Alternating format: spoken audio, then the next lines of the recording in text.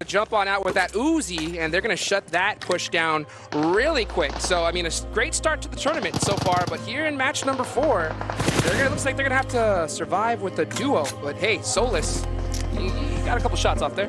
That was a massive mistake in my eyes for Silas and Ray-Z, because Solus got information on that rotation by Brookslayers into Ferry Pier area.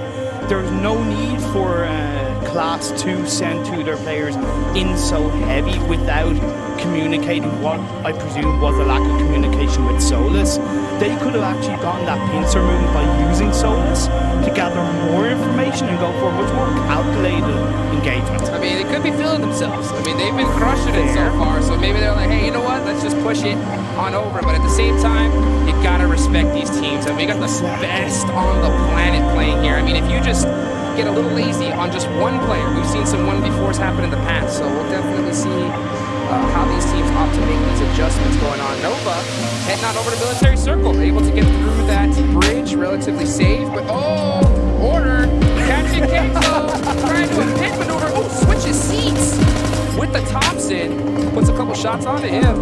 Looks like they're gonna let him take off in his merry way though. That was a close one. If that was any other vehicle, I reckon he still would have died, because as much as another vehicle would have given him more protection, that bike is super fast on acceleration, 100%. Right? So he was able to just get out of the line of sight of shots. But BTR suddenly is going to come in, gets one knock, gets a second knock, and that's 2 kills for BTR. That's huge. They needed this. I mean, they definitely need to get some early kills to kind of get that momentum going, get a little bit more confidence.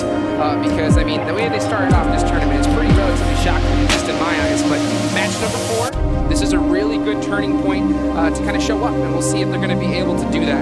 And as we look on over, we're seeing these teams still getting glued up. One thing, I know you guys can't tell right now, but on the map, 4 a.m. coming always first. Never mind, yeah, 4 a.m. getting caught by A1 Esports. Wrong building, sir. Wrong building. And that was purely down to a slow rotation at 4 a.m.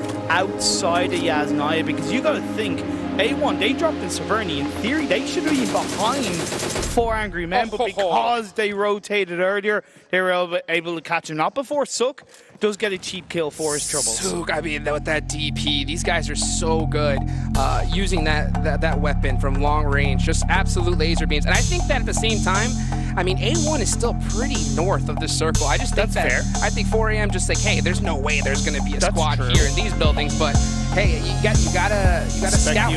Yeah, constantly. I mean, especially with this much money on the line, only a few matches to play, can't make any mistakes. But it looks like we got a nice rotate, baby, from Power Triple A. Shout out to my man Mustache Dave. You know that we love them rotates, but dude, this is what I'm talking about. I always remember the first thing that really surprised me in a positive way when it came to boat rotations were Team Queso. Oh yeah. Back in 2019, the prelims in Berlin. And ever since then, I've kind of always looked out for a team that's not afraid to pull out a nice, clean, classy rotation. And especially with the military island phase 1, there's a much higher chance that the southern part of the island, untouched, unscouted, unlooted, unbooted, and Power Triple A taking advantage of that. Gotta be real careful though. I mean, that boat, it's like 9 bullets and that thing is exploded. So you'll see, like, if a player even hears a shot comes at that boat, everybody jumps out. But it looks so far, I know you guys can't see it right now watching, but it looks like they're gonna be able to make a decent rotation. But hey, we got a second rotate. Looks like coming from Navi. And at the end of the day, I can't really blame them. I mean, especially considering you gotta know that those bridges are completely locked up. I think that might be too late though. That's true. They are already behind right now. Like, it comes to a point, that threshold of a boat rotation where it kind of goes from good to bad is very fine. We'll have to see how it works out. Phase 2 pops up. It centers up quite nicely, but what is actually quite good for the teams is that it still stays down south with like 90% of the circle on the military island. Yeah, I love to see this cam right now as we're watching a race with the boats, baby. A boat racing simulator right here, right now live. And full squads, I mean, just rocking this strategy. Suk got a little boat on his lonesome over here, just trying to play it safe. I mean, we're seeing all the strats being pulled out here in the PMGC. Looking at where teams are currently positioned, Alpha 7, who has been noted on the analyst desk, have kind of opted to go for the edge of circle positions and maybe